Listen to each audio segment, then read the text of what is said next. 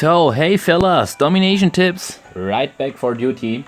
It's time for another frequently asked questions episode. The last episode was greatly honored by you because I saw very many viewers below the video, and so that also showed me that the frequently asked questions episodes may be helpful to all of you because these are not just any random questions. These are questions which are got questioned by yourself below my videos.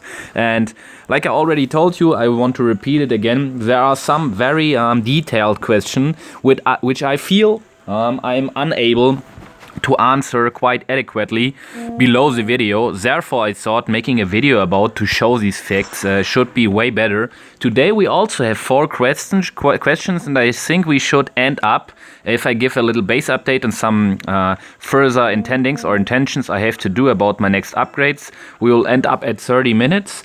First, let us show the next World War. Our last World War against a very strange alliance, by the way. I don't even know how they are called. Let's see. This kind of Russian alliance, Rush, I don't know, I can't speak Kurdish, sorry for wrong pronouncing. Yeah, we won, and we won even pretty clearly, despite of the fact that pretty many strong enemy attackers were over there. They didn't even use all of their attacks, or the other way around. It could also be that all of the attacks crashed, but that seems pretty impossible because over 10 attacks were not used or even have crashed. And the attackers who attacked were quite not that strong. My base got taken with only 3 stars. Other bases of ours, for example, a rushed Global Age base, which is a very strong Forbidden City base. Yes, it is, but he is rushed Global Age, so more than Industrial Age plus.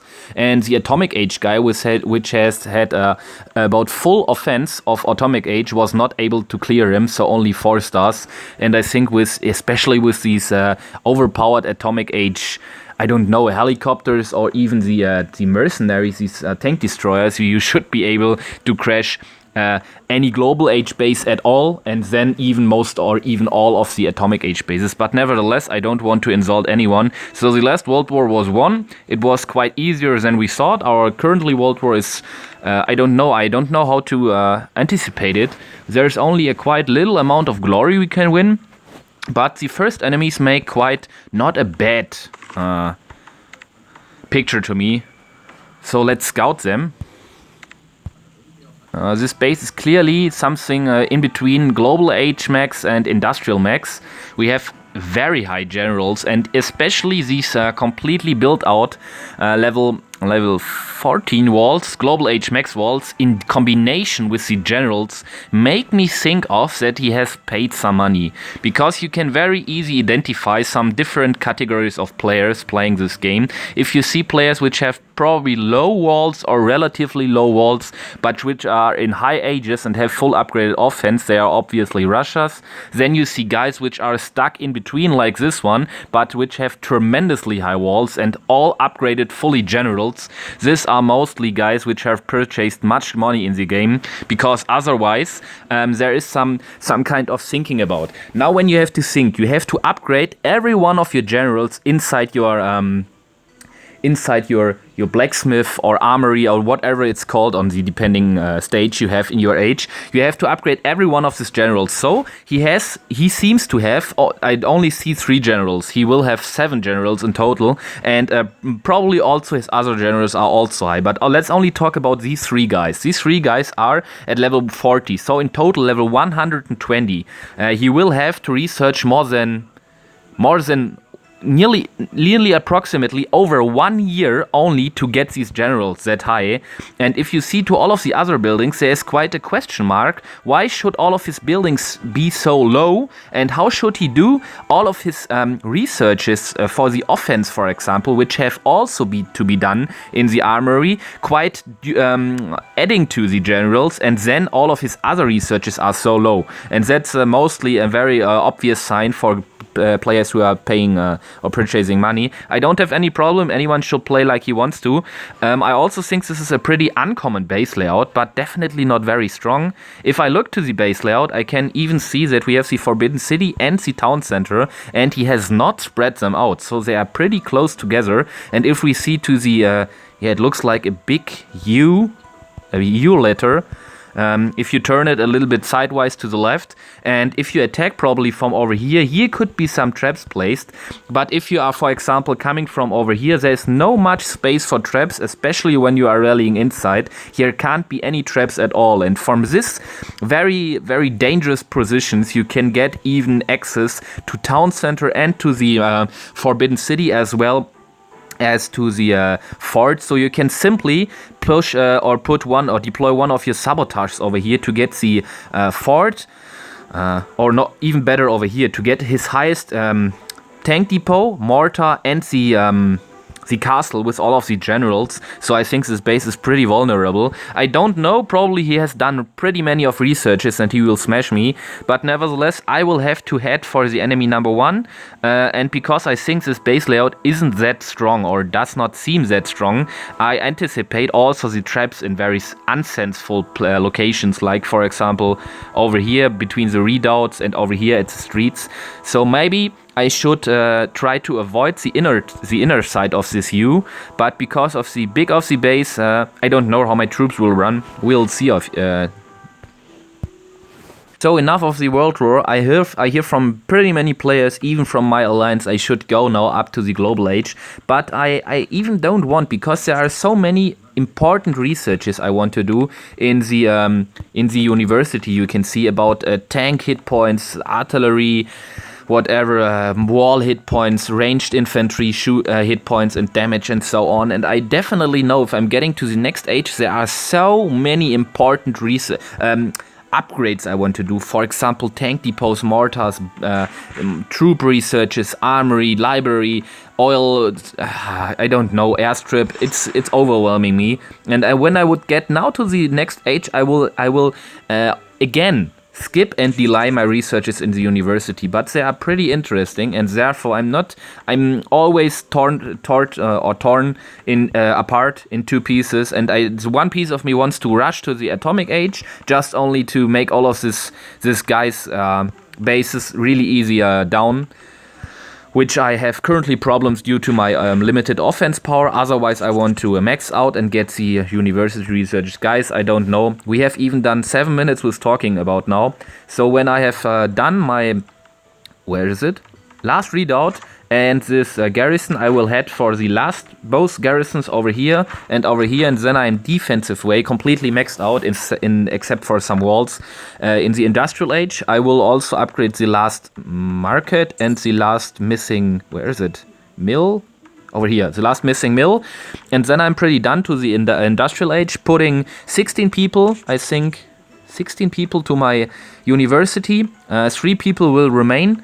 And yeah, then we will see how far I will stay over here. Let's come to our questions. The first question is already, I think, the pretty most complex question. And someone asked me, how is it about farming above 2000 medals? And if we are looking now to the leagues we have in game, we see that we are starting at copper, and when we are starting at copper, we always have, we have 6 leagues in total, and every league is differentiated in 3 parts.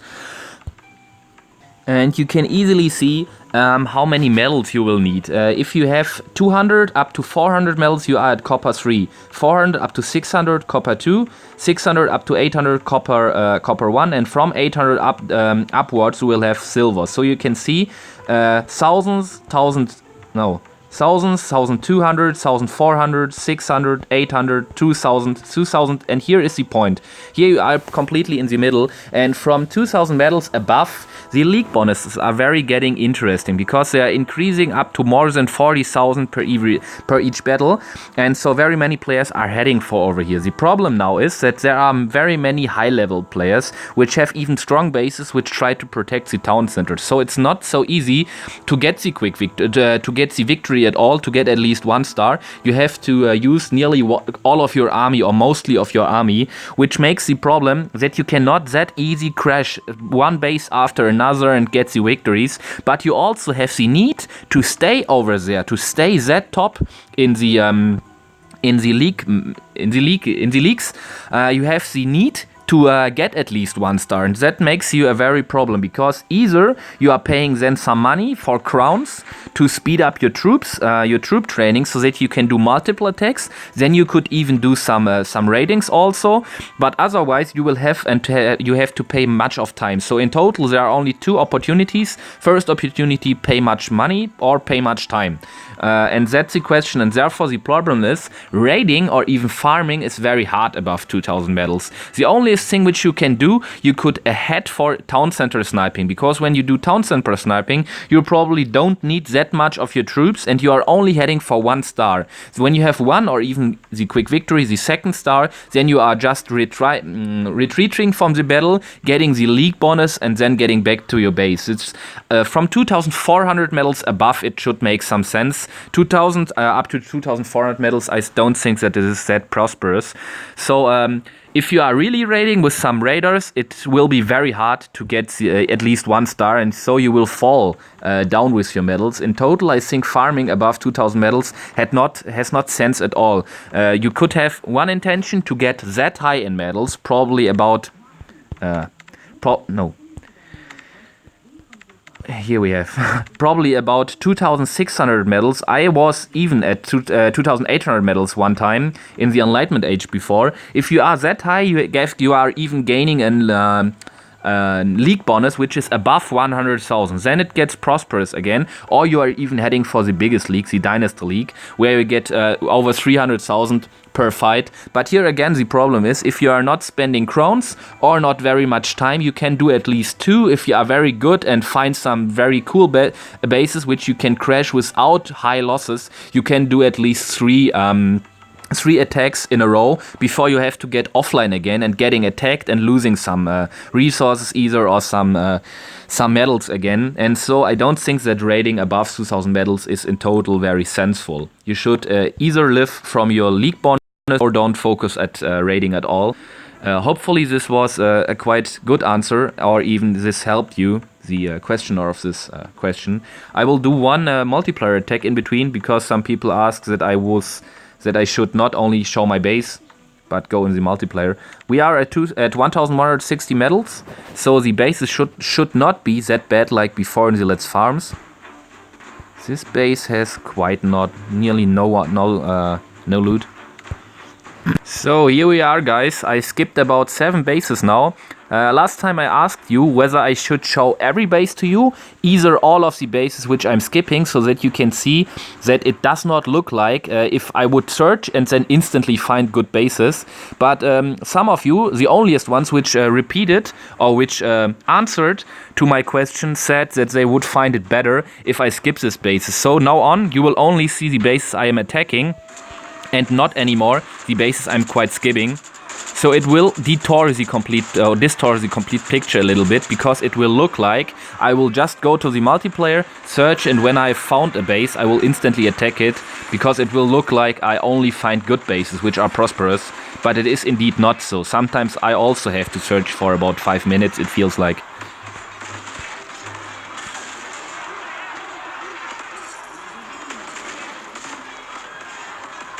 Come on, get these shooters. Attacking Chinese, British or even Korean guys is sometimes very dangerous due to the command post. Sometimes the AI, so the my shooters, are not recognizing that there are any enemy shooters, and therefore they are not fighting them. And then they will be able to get many of my artilleries. Oh, my plane has survived, very perfect. Now I got the 50% victory, which I not intended to. I saw the Forbidden City over here, so I could got for the town center instantly in the pre or in the early game. But my troops were pretty too strong for this, mostly in gunpowder age base. So I could not avoid getting the star. But now I will rally my troops. I wait. And then I will rally them quite over here, trying to avoid... Oh, my healing cards are again going away. Trying to avoid come on! Even the 5th star for 100%, as well as the town center destruction. I don't want the town center, because any more stars are pretty bad, because you probably know, I'm getting too high in medals, and so I have to derank myself. So now I have to pay attention. Now we have to go. So only 3 stars. If I would be better and would have not got the quick victory star within the or the 50% quick victory star within the first seconds, I would have only got two stars at all, which would be pretty perfect, because most effectiveness of not getting too many medals, but very much or all of the available loot. So that was the first attack. We are heading for the second question. I also see that I have 23 of diamonds, so pretty much too much. Therefore, I spend one of my oil shipments and get another one. The second question is quite about university research gains experience points. I think I have already answered or proven that this is wrong in my last library guide. So guys, look it up, my last video in the library guide. I think I have perfectly proven it, that the university researchers are not giving any experience points at all. But if you haven't seen it, so look it up. I have also taken some screenshots for you. Here you can see, guys, that was 1 or 2 days ago. You see, I was currently at I am still currently at 14,488 experience points, level 158, and the next intending research was only 1 hour and 1 minute to go.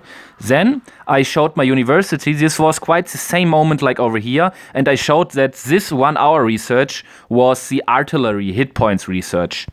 And then the research was quite done. I was still at 14,488 experience points. I skipped it. Now the research is here. We see I got already my people back. Here we have 3 citizens available, 7 already. I clicked at the research, and so the next ending research was shown. Here we have 7 people. I went to the university. You could see my hit point research was done, and nevertheless, my level quite did not increase. You can see I'm still at 14,488. So here we are, guys. The research is already done. This was some days ago, and we are still at 14,488, level 58. And here you can see I'm already researching the next stage. We already have stage 2, and currently I'm staging even stage 3. So I think this is a pretty good proof that the university is not giving any experience points at all. Hopefully this question was answered from me in an adequate way. Pretty short answer, so let's go to the next multiplayer battle. This guy seems pretty okay. He has nearly same amount of gold and food. I only have to think whether I send my planes in front. I don't need the Greek national trade good currently, so I think I will let my troops start very late in the game, so that I can make sure that I won't get the quick victory. Otherwise, if I would deploy them already now, I would have to fear that they would get the quick victory without that I want it. So that I would have to rally them back. So we have done 1 mortar. We have now only 2 mortars which are really spread out, and so no danger at all. We have 3 minutes to go. Let me see if I could destroy anything other.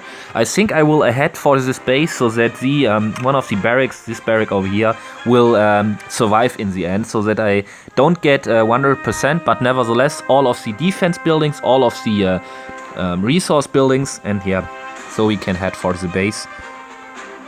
I think it's now enough time so that the quick victory is already avoided.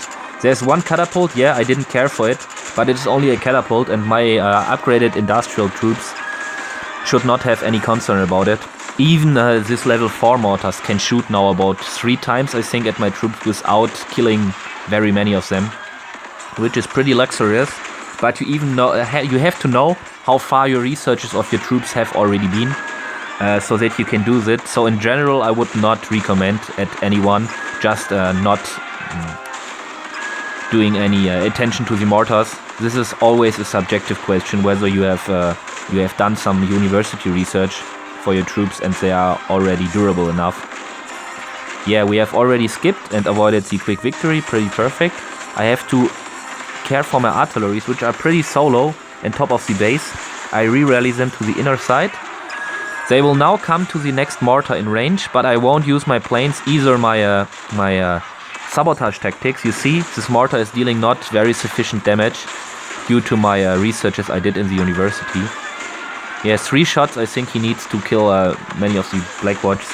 But we have lost now 12 Black Watch, which is pretty not bad for a complete attack, which we do out of efficiency reasons. So I don't want to spend any generals, mercenaries, and my alliance donated troops only in case of emergency. Planes I'm nearly using every time, but I'm very highly focused on not losing my planes. So now the last redoubt is getting taken, and now I'm re-rallying my troops back. We have already got all of the defensive buildings, which we can see at the green numbers below our troops. I will place my infantry guys to clear up over here, because I want to get all gold bunches.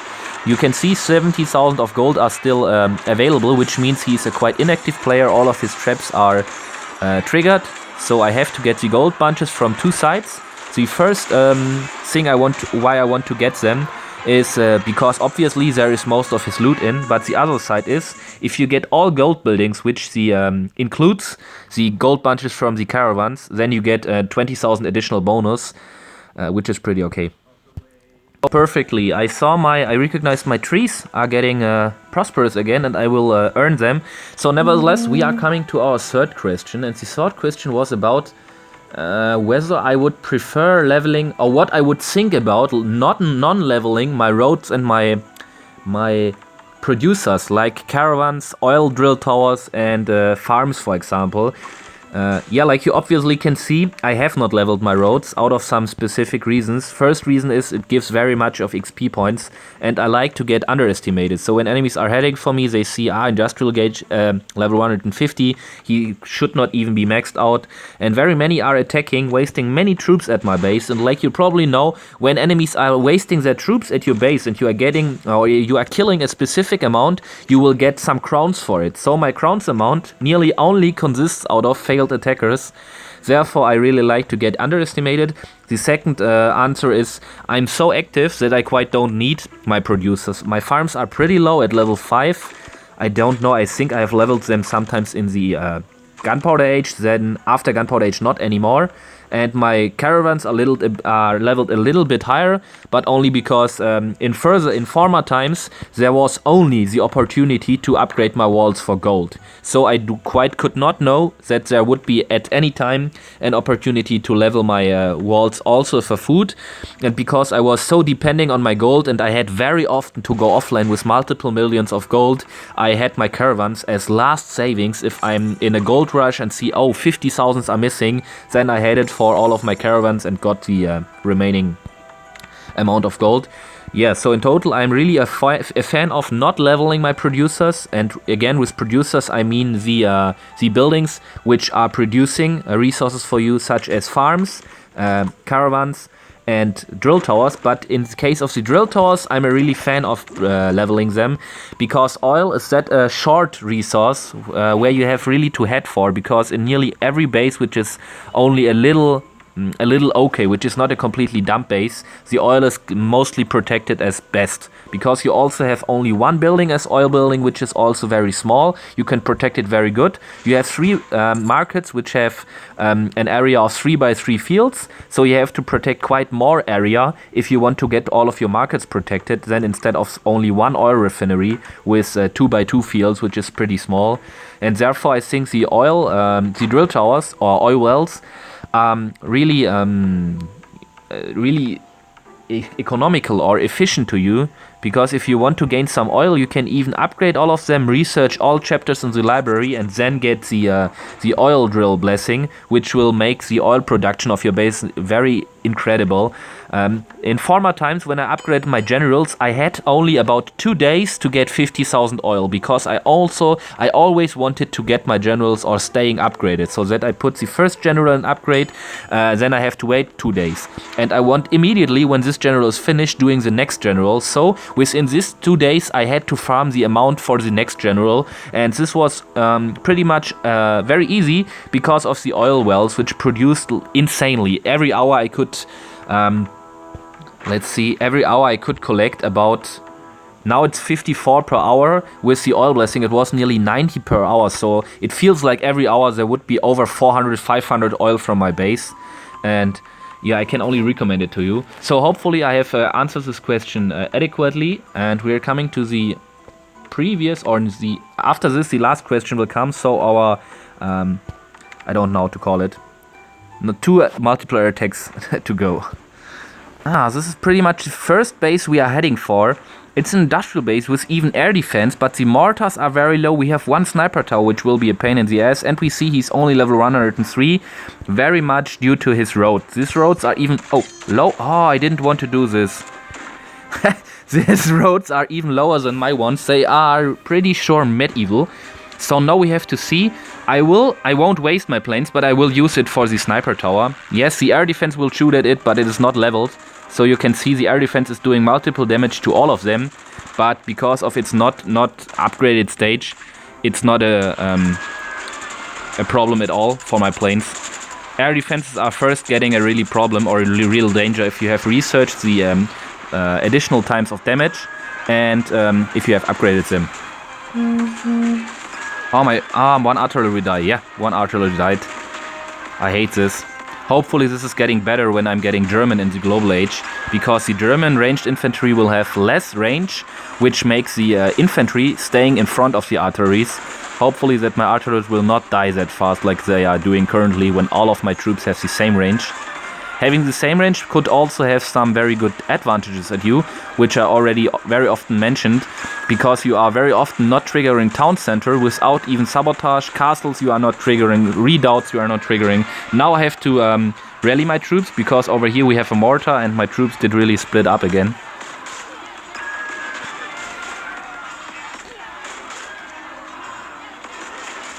I also decided to turn on the English mode of the game when I'm playing with you and showing you some things, because I think most of you are unable to speak or understand German, and so it's more easy to understand for you. Hopefully I'm right with this intention. If you think other, just message me. If you think this was quite a good approach, write it in the comment section. I'm really appreciating every comment I'm receiving from you, depending or consisting to or linked to my video or to the content I'm producing for you.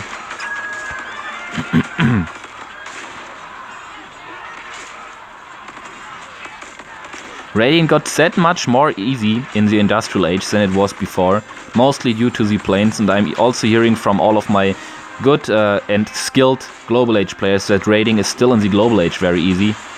Some of them, or some of the YouTube guys are saying in the global age raiding would be really hard, but I can't simply see why. You get 4 planes, and if you are using them right and not completely wasting them at the first base you are finding, because it's pretty big base with high loot, I sure think this should be very perfectly. Even if your planes can be upgraded, my industrial planes are still very strong.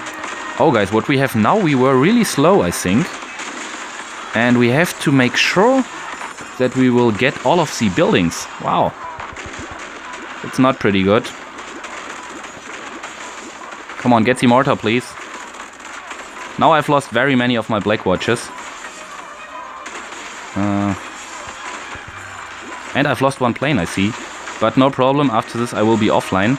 I will place one of my infantry guys to the town center to see any donated troops. No, we don't.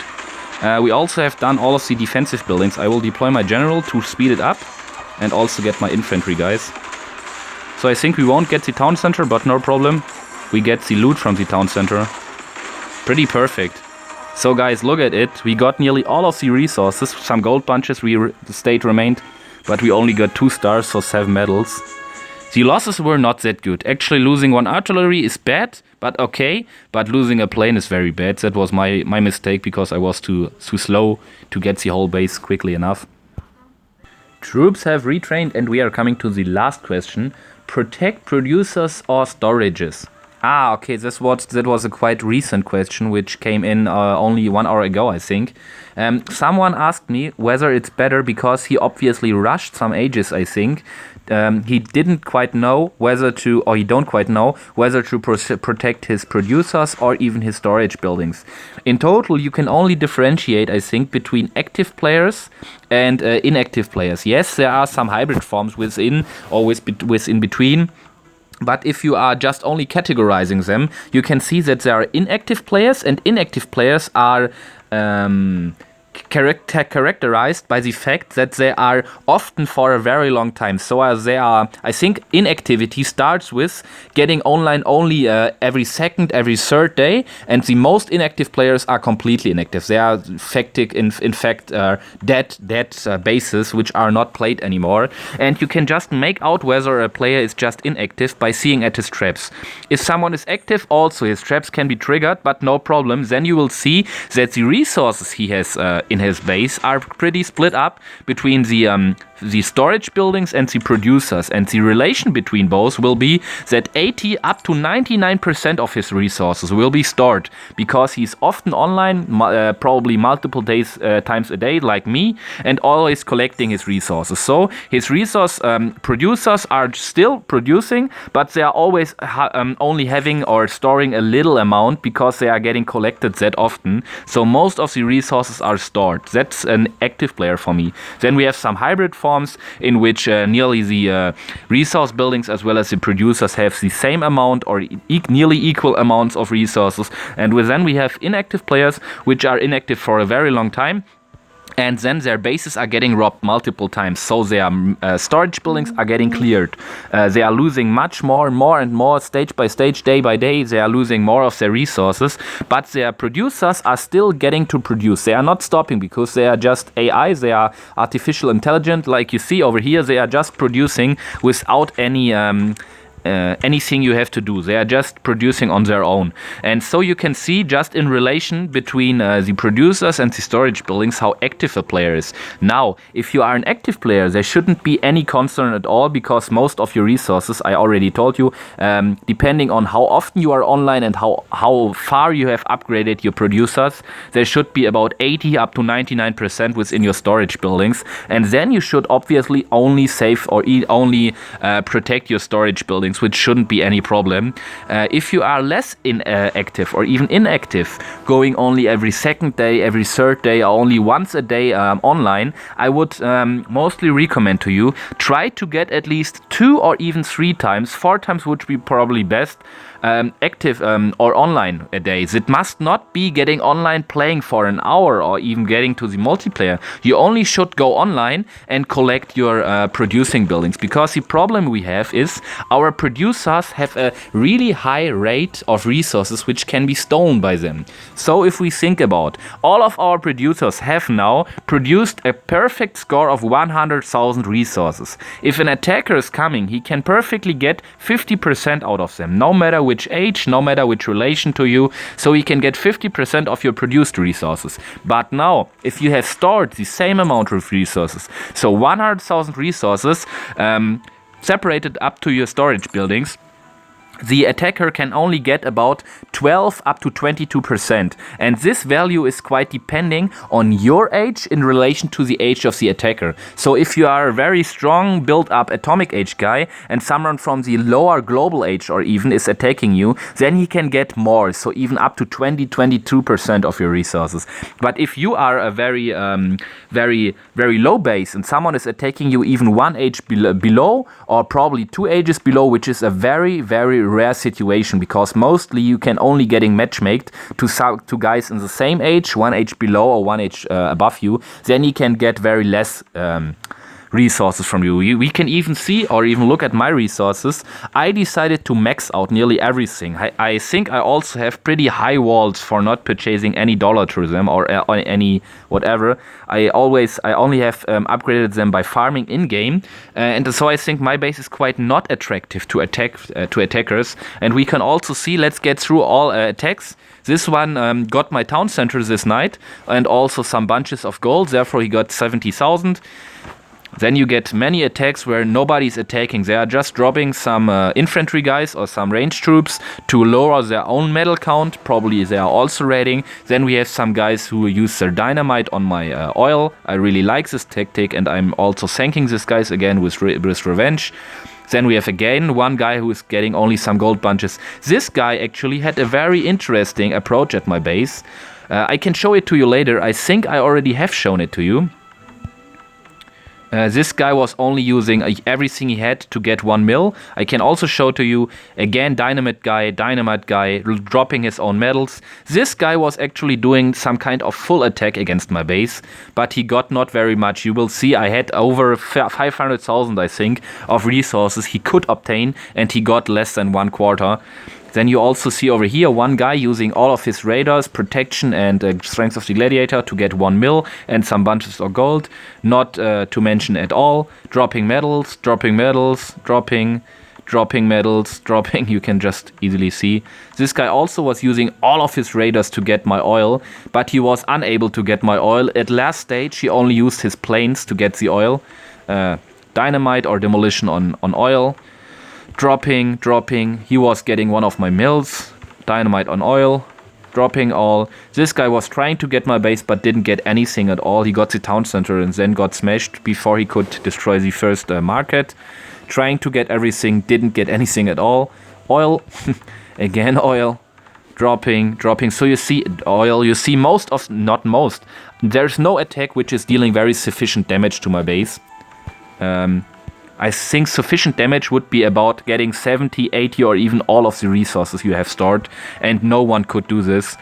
The values seem pretty high when I got attacked or robbed by 170,000, but guys, you have to remind when I'm getting offline, because the cheapest thing I can achieve currently or purchase in my base or upgrade is a wall, and that's the cheapest thing I can do, and it's 5.4 million, so there's no cheaper thing. So when I'm raiding daily now, in a few minutes when the video is done, I also have to get offline with 3 million of gold. And when you see this, the attackers most oftenly, I also have 700, 800, 1 million, whatever in my command post. Very often attackers can obtain in total 300, 400, even 500 to 600,000. And when we are now reminding, the highest loot amounts which got taken by me are 130,000, 180,000. That's not even 1/3 of one resource. But I wanted to show this interesting attack on me. I think this one it was. So we have over here a Roman dude. You can see 350,000 of gold, 340,000 of food, and 6,200 oil he could get from me. He used a wall sapper and some infantry guys to get rid of my air defense. Then again some infantries, I don't know why he has deployed them. Then one of his planes in combination with an airship to get rid of some redoubts, a tower, bunker, anti-cannon and anti-tank cannon, mortar. Then he destroys 2 mortar with demolition, and then he got the last mortar with the airship. But in this attack also his airship crashed.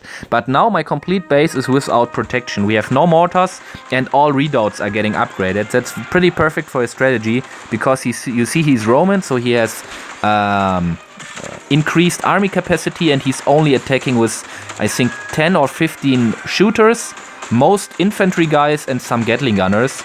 So they are pretty strong because these guys are his nation-specific troop. You also see he got already some of the resources because it was a night attack, so I was offline for a couple of hours. So some of my resources were even in the producers. Now he's heading for the oil and there's no chance. My cannon tower is heading for his troops, but there are simply too many infantry guys, which are also protected. So he got my oil, even getting my gold. And that's due to the fact that I have no mortar anymore. What should harm these troops? They are even really effective against my tanks. So they got the oil, gold, trade good house. I was really appreciated that he did not get my command post because it was full with 2 million. But you can see this was a very lucky tactic. I think if my redoubts would have stand, and if the mortars, at least one mortar would have been active, he would not have been that successful. But I think I messed up to answer the question properly. The question was about why or whether to protect your producers or storage buildings. I can only recommend to you, get at least 1 or 2 days online. to collect all of your producing buildings, to collect the resources so that they are getting to your storage buildings. So you make sure that most of your resources are stored, so the enemy can in total not gain or obtain 50%, but something between 12 and 22% from you, and you only have to protect less buildings, because protecting all of our buildings, our caravans, our 8 market farms, our 3, if you are atomic, 4 markets and mills, storehouse, oil well, it's nearly impossible. Not it's nearly impossible, it is impossible. These are too many buildings. So yeah, hopefully you got any clue and you know what I meant. We can go through and I show you another attack which was some kind of successful, or which was one of the more successful attacks. This one was really interesting because this seems to be more Enlightenment Age, guys, than any other age. Here we are. Yeah, we see he's quite Enlightenment Age, so he has pretty big balls, I think. So he's either stupid, I think, or he's very brave. I hope brave is the right word to attack. But on the other hand, he don't has to lose anything because he's only attacking with raiders. So he has used Strength of the Gladiator, a pretty waste, I think, for a multiplayer attack. And yeah, and protection, so his raiders are really going insane in my base. And he got 1 big mill and 1 market, but now the attack is already over. Okay, funny. All of his mercenaries for the next, cool. He has used all of his mercenaries for the next mill, but he was unable to get because he triggered my town center and my artilleries quite said hello to his troops. Funny attack, I think. So guys, we are even through. I'm searching. I think there is another interesting one, and after this one we will close with this video. It's already 40 minutes, so pretty long. This one I think is also pretty uninteresting. This one we could take. It is a full approach at my base. You see 1, 2, 3, 4, 5 tactics, so all industrial tactics plus Strength of the Gladiator. So this is a pretty much an equal attack. We have nearly maxed out Industrial Age defensive buildings and completely maxed out Industrial Age offense. So yeah, like I told you, very equal strength of both sides. He's also British. I will skip a little bit. Using Strength of the Gladiator very immediately in the early battle, and now you see Strength of the Gladiator is already gone. Strength of the Gladiator didn't even help him to destroy any defensive buildings, not even a market. Okay, he rallied in. Let's do a little bit slower. He got one mortar, but now the other mortar. Okay, the other mortar was firing at his main troops. He disabled him. Got the second mortar. Now it's getting interesting. He already got one market, 2 markets, I think. No, 1 market. Here are the last 2 goals. But I also had, like I told you, over 500,000 he could get from me. So pretty high amount. But now his troops will stuck, I think. No, he won't get anything other. So he got 1 drill tower, therefore 260 oil. 1 mill. He's aiming for the oil, but it's already too late. Using barricade. Okay, he used barricade, or this strange tactic to get a little bit more of oil and food. But it's good that this tactic is quite not dealing that much damage to resource buildings. Okay guys, we are through. Give me some feedback, some opinions of you, what you think about my frequently asked question videos. Are they helpful for you? Are they even entertaining? Or either helpful or entertaining or both? Yeah, I really like your feedback. You are a great community. See you soon, your Domination Tips.